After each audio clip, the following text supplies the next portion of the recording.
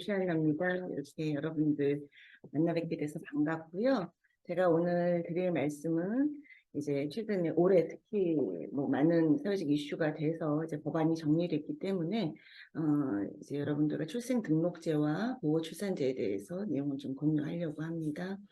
뭐 매체를 통해서 이미 알고 계시겠지만 내년 7월 19일부터 이제 출생등록제와 보호출산제의 그 의미를 담은 위기임신 보호출산법이 시행이 됩니다. 지금 두 법안은 모두 국회를 통과가 돼서 이제 시행이 내년 19일부터다라는 거고요.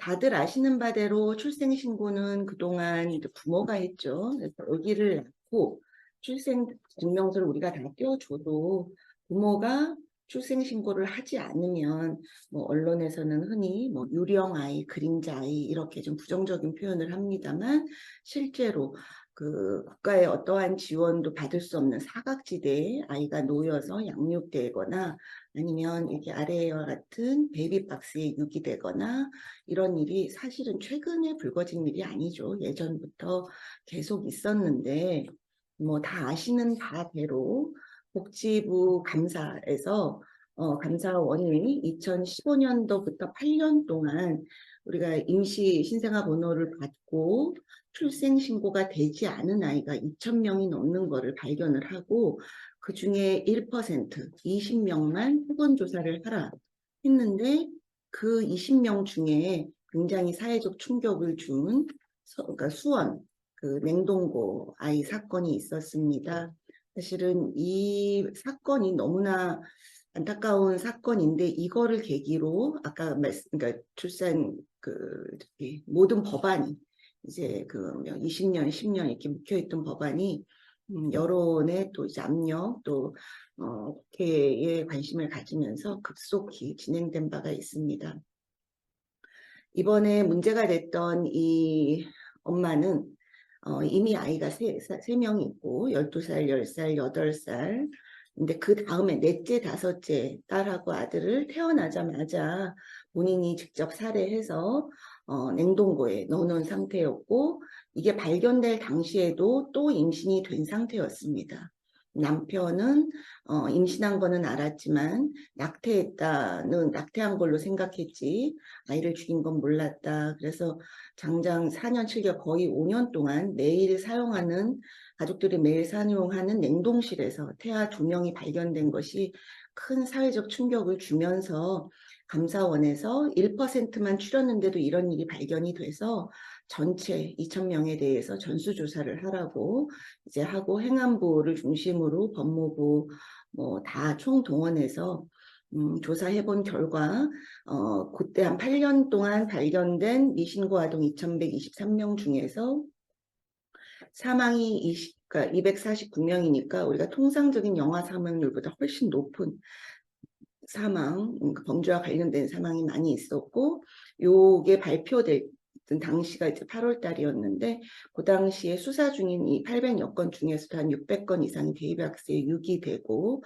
이제 그런 상태였습니다. 그래서 생존이 확인된 아이는 1,000명. 그러니까 이 생존이 확인된 아이들 중에서 신고가 되지 않고 국가의 지원책이 밖에서 있는 것도 큰 문제고 이제 살해당한 아이들도 이제 굉장히 사회에 충격을 준 사건이었습니다. 그래서 결국 또 올해 상반기에 추가로 조사를 했더니 이미 그러니까 올해도 144명 그래서 모두 합하면 올해 2015년부터 올해 상반기까지 2,267명이 우리가 이제 낳자마자 병원에서는 B형 간염 접종 이제 필수 접종을 하면서 임시 신생아 번호를 받고 이제 하는데 이게 출생 미등록 아동으로 되어 있어서 정부에서는 저도 이 출생 미등록 아동 보호 체계 개선 추진단 회의를 해서 저도 참여를 했습니다만 굉장히 심각한 문제로 받아들이고 전수조사를 해서 계속 확인하고 있고 이게 이제 2015년도부터 예방접종 통합관리 시스템이 에서 임시 신생아 번호를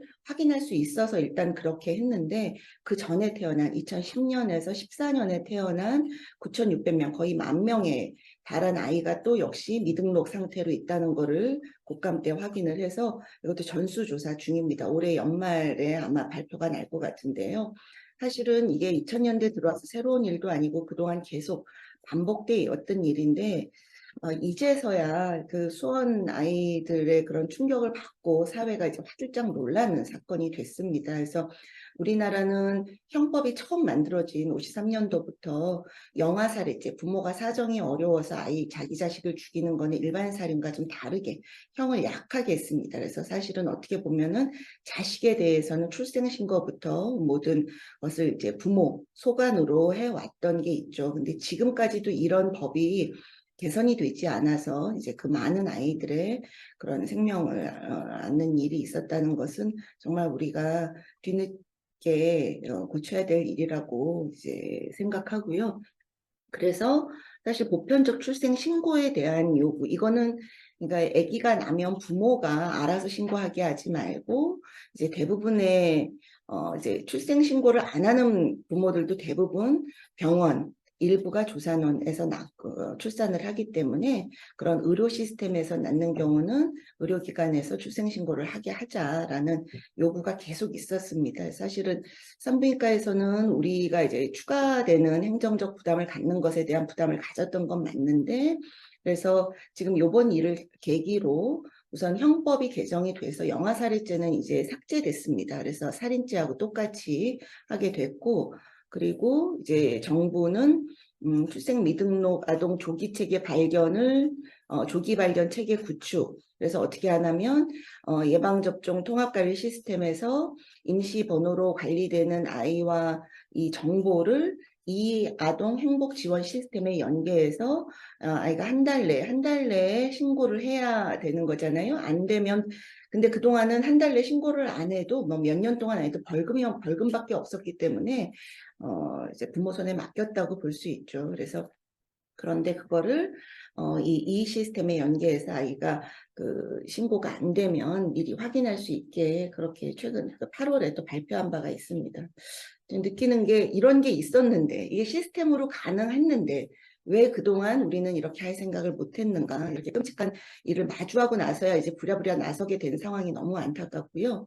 그래서 좀 보니까 뭐 드림스타트 사업도 있고 이 아동 행복 굉장히 좋은 사업이 많습니다. 그런데 이제 많은 분들이 느끼겠지만 임산부 지원 사업도 많고, 근데 그 많은 사업 중에 정말 이런 아이의 양육을 포기해야 될 만한 위기 임산부가 막상 자기에게 필요한 지원을 하려고 그러면 사업들이 서로 연계가 안 되고 다 각자 분절적이기 때문에 취약한 여성들이 그거를 찾아서 손쉽게 정부의 지원을 받기가 굉장히 어려운 상황입니다. 그래서 이번 기회에 이런 것도 좀 개선이 되는 기회가 될 것 같고요. 사실 환자들이 임신을 진단을 받으면 대부분 아주 굉장히 초기에 진단을 받죠.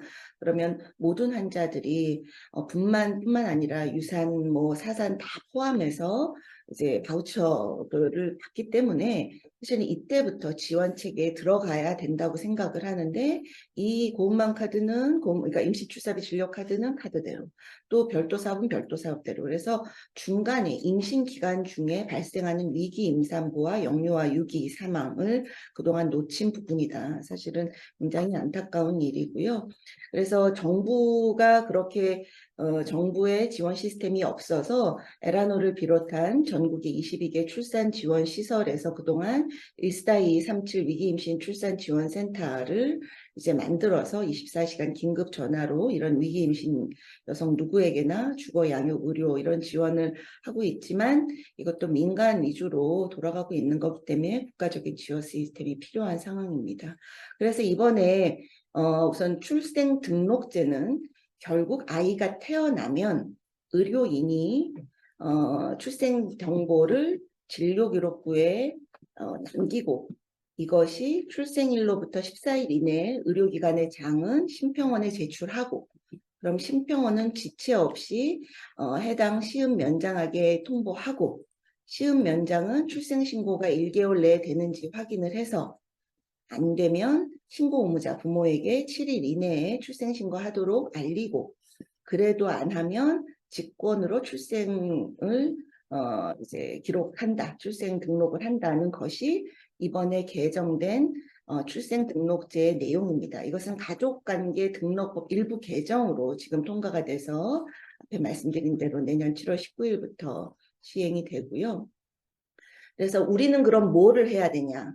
이게 처음엔 우리가 청구하는 시스템하고 연계해서 할까도 검토를 했었는데, 우리가 청구를 바로바로 하는 병원도 있지만, 이제 그 개인 병원 같은 경우는 바로 못해서 청구 자체가 한 달, 두 달 이상 걸리는 경우도 있는 게 사실이기 때문에, 그렇게 되면 그거와 연동되면 너무 늦어진다. 그래서 별도의 시스템을 지금 만들고 있다고 합니다. 그래서 우리는 그 시스템에 아기를 낳으면 엄마의 진료 기록처럼 분만 기록을 엄마의 이름과 주민등록번호, 또 엄마가 혹시 외국인인 경우 외국인 등록번호, 이거는 아빠는 우리나라 사람이어야 됩니다. 다시 말씀드리겠고요. 그러니까 엄마를 확인할 수 있는 인적 정보와 혹시 엄마의 주민번호랑 외국인 등록번호를 확인할 수 없는 경우에는 사회보장기본법에 의한 의료급여 자격관리번호, 지금도 의보자를 대상으로 하고 있는 여기에 이런 그 위기 임산부를 포함한다고 하는 거죠. 그래서 요거를 기록하고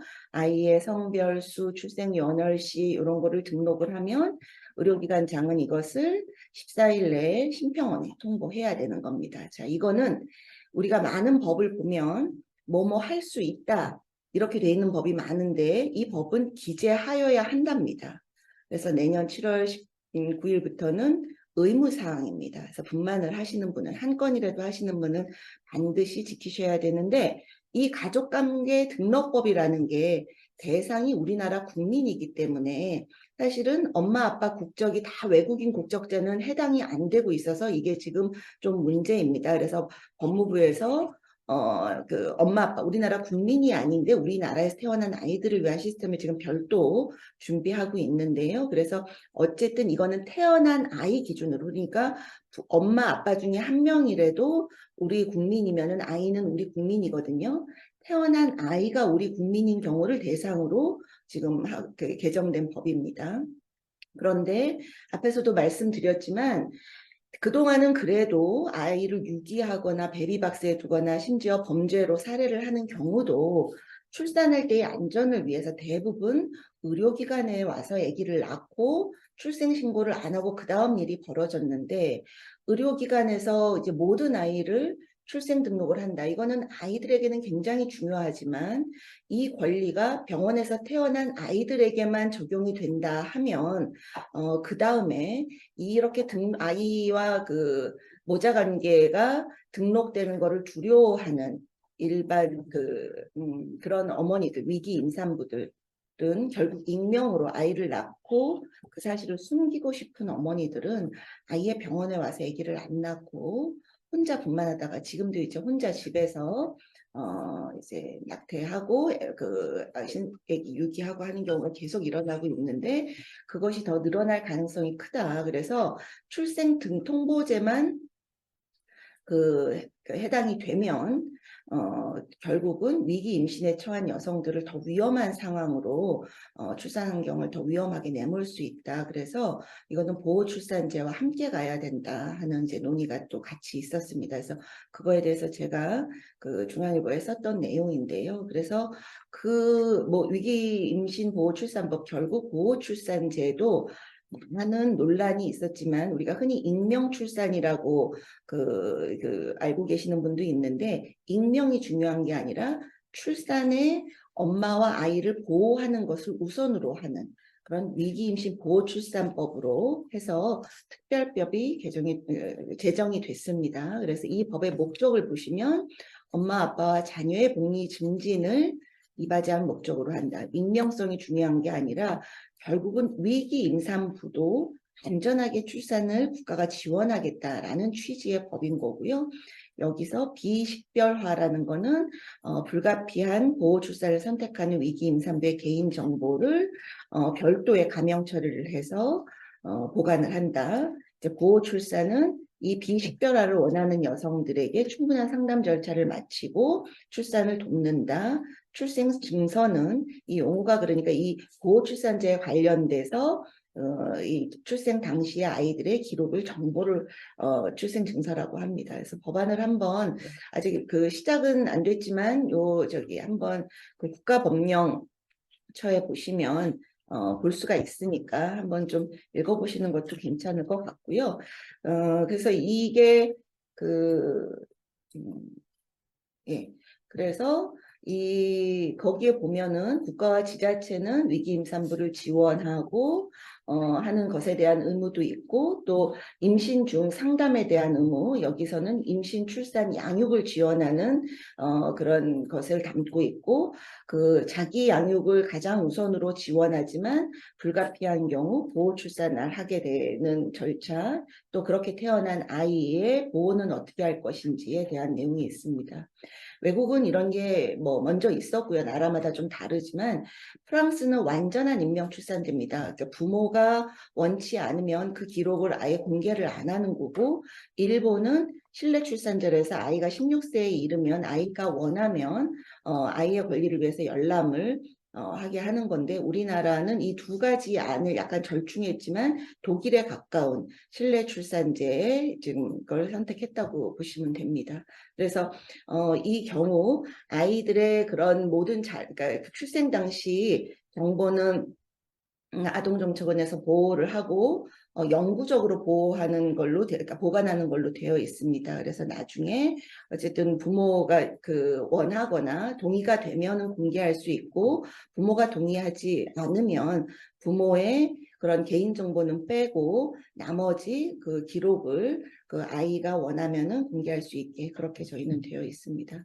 앞으로 남은 정책까지 말씀드리고 정리하겠습니다. 결국은 아이를 살리는 것도 중요하고 임산부가 안전한 환경에서 출산을 하게 하는 것도 중요합니다. 그래서 이거는 뭐 익명화를 하냐 법이 어떻게 하냐보다 충분한 지원을 더 해야 된다. 그래서 많은 출산 지원 정책이 있지만 정말 아기 낳기 힘든 분들에 대해서는 더 아까 뭐 장애도 마찬가지입니다만, 그러니까 더 어려운 환경에 계신 분들에게 더 많은 관심을 가지고 그분들도 당당하게 아기를 낳을 수 있어야 그보다 조금 더 환경이 좋은 분들도 또 출산으로 이어지는 그런 환경이 되지 않을까 싶고요. 결국은 어떠한 상황에서 임신했어도 부모의 상황이 어떠한 처지였다 하더라도 차별받지 않고 국가의 보호를 받으면서 안전하게 출산하게 하는 것이 목표입니다.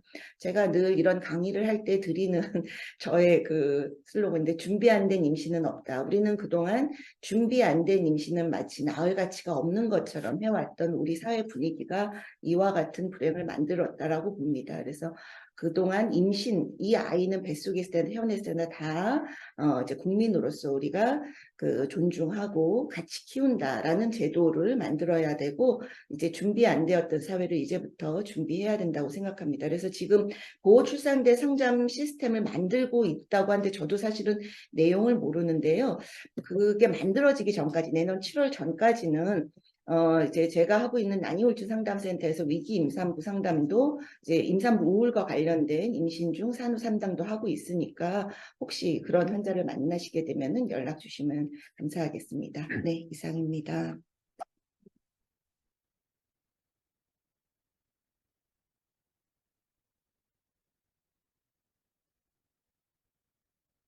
네. 우리 최한나 센터장님께서 사회적으로 크게 이슈가 됐던 출생 통보제와 보호 출산제에 대해서 잘 설명해 주셨고요. 또 내년 이제 7월 19일부터 위기임신 보호 출산법이 이제 시작된다고 이야기해 주셨습니다.